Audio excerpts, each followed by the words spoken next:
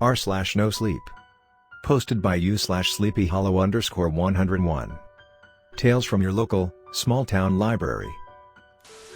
I've been working for our town's little one-room for over 20 years now. You know what's difficult about being a small-town librarian? There are no children's librarians, no reference librarians. All the jobs in the library fall onto my shoulders, from designing summer reading programs to doing genealogical research for patrons. That last one is important. That last one is where our story begins. As a child, I helped my mother do genealogical research for our own family. She showed me all the tricks of the trade, and by the time I became a librarian I'd already helped a lot of people back in my own hometown discover their family roots. A few weeks ago, I got an email from out of state, a woman in Oklahoma who was looking for a headstone. This is a pretty typical request. Someone can pinpoint the area or even the town their ancestors came from, that's easy.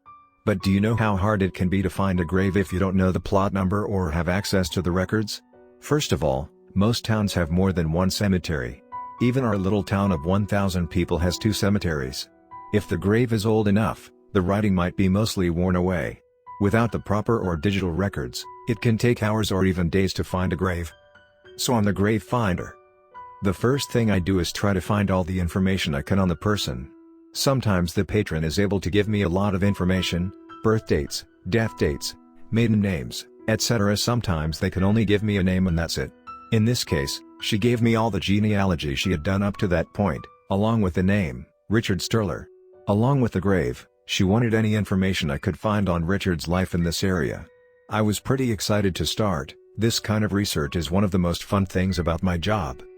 As luck would have it, Richard was a property holder, so a trip to the county courthouse to look at the records from the early 1900s, the approximate time period she gave me, turned up a hit on a farm just outside city limits. Perfect. It turned out that Richard had owned the farm from about 1918 until his death in 1934. The property was auctioned off a few years later in 1938. Strange that it had taken so long.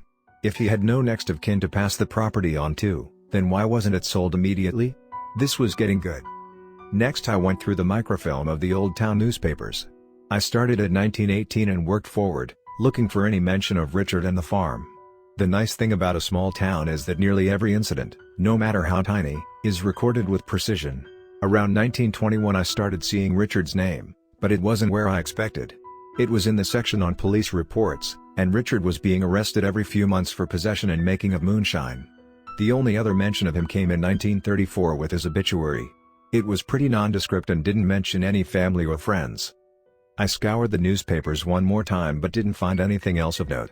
Fortunately, I had an inside connection, so I filed away the relevant information and reminded myself to make a phone call later. Alright, onto the cemetery records. Actually, finding Richard's grave was easy enough. He was located in the main cemetery just outside of town.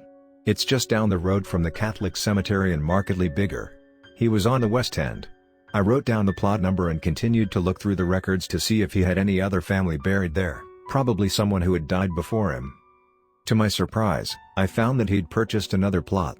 He'd purchased it in 1921 and it had had some repairs done in 1929. Weird, right? That about covered it for my research. I decided my next move was to check out the cemetery. The woman who emailed me wanted a picture of Richard's grave along with the location. I'd get the picture and then I could check out the other plot he'd bought.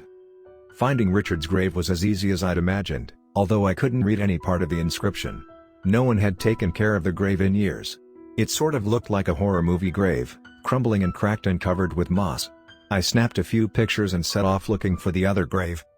The mysterious grave Richard had bought was even further west at the edge of the cemetery, surrounded by graves much like Richard's, old and decrepit. But this headstone was significantly different.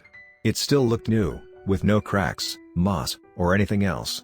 As I got closer, I realized that it didn't look stone at all. A few knocks on the side confirmed my suspicions. It was metal. And not only was it metal, but it was hollow on the inside. I got in touch with the cemetery caretaker, a guy named Andrew Jones.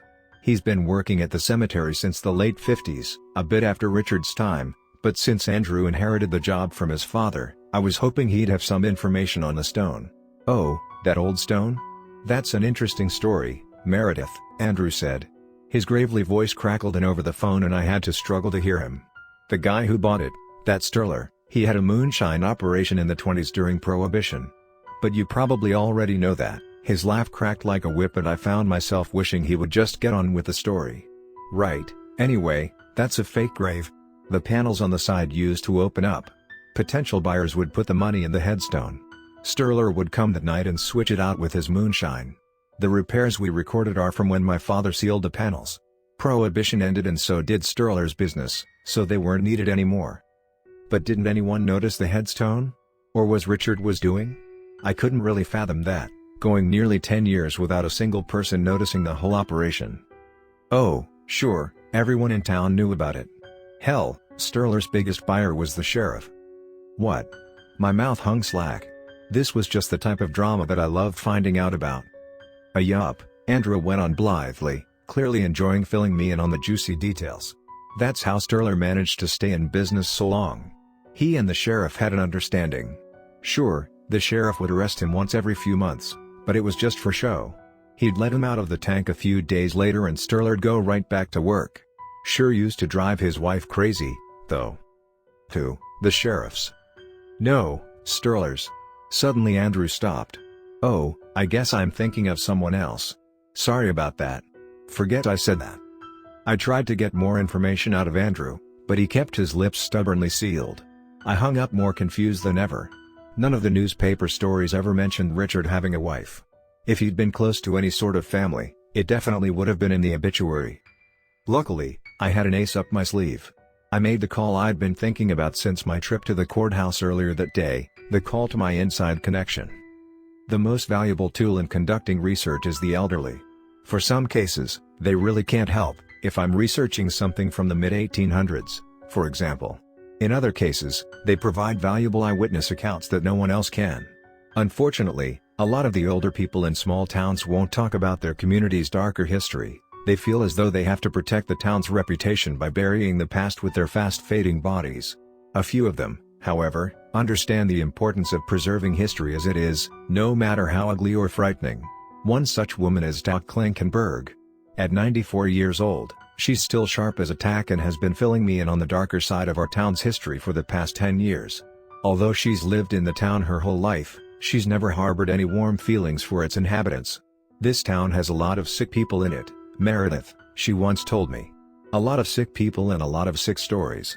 And people shouldn't forget that kind of sickness. So I called Doc and we made an appointment for the next day. I headed over to her house, so old and she still lives in that big house down on 5th Avenue all by herself. I don't know how she does it. Anyway, as soon as I brought up Richard's name, her eyes started to shine and she leaned forward in her old armchair. That's how I knew this would be a good story. Well, now, I was just a baby during Prohibition, but I heard a lot about Richard Sterler once I grew up a little. My father was working in the police department at the time, and, well, I don't mind telling you that he was a regular buyer of Sterler's. But as I got older, I heard him say that something was wrong with that man. I'm not surprised that Mr. Jones wouldn't tell you about his wife and child. You see, Richard and Rosemary had been married for just a few years when he bought that property. And after he bought it, he started acting really funny. He was sort of strange to begin with, you know, but after he started making moonshine things got worse. The strain on their relationship was even stronger after Rosemary had her baby boy, Peter, I think they named him. Anyway, about a year after Peter was born, I think that would have been 1924? Rosemary up and left. Took Peter with her and just walked out overnight. Richard never heard from her again. He really went south after that. I remember my father talking about it just after Richard killed himself. That was the final straw, he said. Sure, he lived for about 10 years after she left him, but he never really recovered. He was sort of a dead man walking. My father used to say that Richard really died in 1924 and wasn't buried until 1934. Personally, I always thought it was cruel of Rosemary to leave Richard. When you marry someone, you make a commitment to them, no matter what happens. Richard may have had his problems, but she should have stayed by his side and supported him. She leaned back in her seat, satisfied with her story, and sipped at her coffee. That's my 2 cents. Anyway, she added as an afterthought. I had a slightly different opinion, but I kept it to myself. Well, now I had the story, and everything made sense. No mention was made of the wife or child in his obituary because they'd left. Richard had run a moonshine operation and he'd purchased the headstone for business. He killed himself because he could no longer handle the loneliness. No loose ends, no real mystery. But something didn't feel right. And I decided to investigate some more. I wasn't sure where to start until a question came bubbling up in my brain: why would they seal the headstone? Sure, they didn't have a use for it after Prohibition, but why take the time and effort to actually seal it? I figured it was to ensure it wasn't used again, or maybe so that local kids wouldn't mess with it, but my curiosity gnawed at me and I decided I was going to check it out for myself. I decided to go after dark. Cliché, I know, but that way I didn't have to worry about Andrew coming out to see what I was doing. He'd be dead drunk by then and wouldn't notice my flashlight bobbing around the darkness. I'd also have plenty of time to do my investigation. I crept out to the west end of the cemetery with my tools and flashlight. Luckily for me, the panels had only been bolted on, so they were easy enough to remove with a wrench and a few hard tugs. A few minutes later, I'd removed the bolts and had my hand on the panel. My heart was pounding hard as I removed it gently. I knew there probably wouldn't be anything behind it, but I was still nervous as hell. I was plenty surprised when the smell hit me. You know, it had been nearly 100 years since that headstone had been sealed. 100 years of no air, no light, no nothing.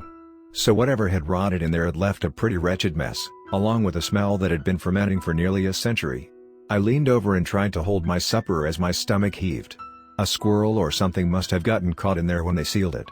Disgusting. But I knew that wasn't the case. Somewhere inside me I knew that I had to take another look. I had a pair of heavy gloves in my toolkit, so I put them on and reached inside, trying to remain calm and not blow chunks. My hand grasped something thin and brittle and I figured I'd found the body of whatever unfortunate rodent had decayed in there. Except it was too big to be a rodent and I knew that. I pulled it out and let out a cry, a painful cry as I finally had to acknowledge that the skeleton was that of a baby. A human baby. Tears slipped down my face and my stomach lurched once again as I realized that I was holding Peter. I had no idea what to do. When you find something like that, how do you react? I put the body back in the headstone and bolted the panels back on. I needed time to think. In fact, that's what I'm doing right now as I write this out. I hate to leave that poor child in there, but what else can I do? I should tell someone. But who do I tell? It's about 100 years too late. But doesn't his remaining family have a right to know? He may only be tangentially related to the woman who emailed me, but she would want to know, right? Or wouldn't she? How long has she searched for Rosemary and Peter? Has she searched at all? Did she even know about them in the first place? Does Andrew know? Did his father? As I sit here, chugging my third beer, this awful thought keeps surfacing through all of these questions. Is that grave really empty, or is someone in there? Rosemary,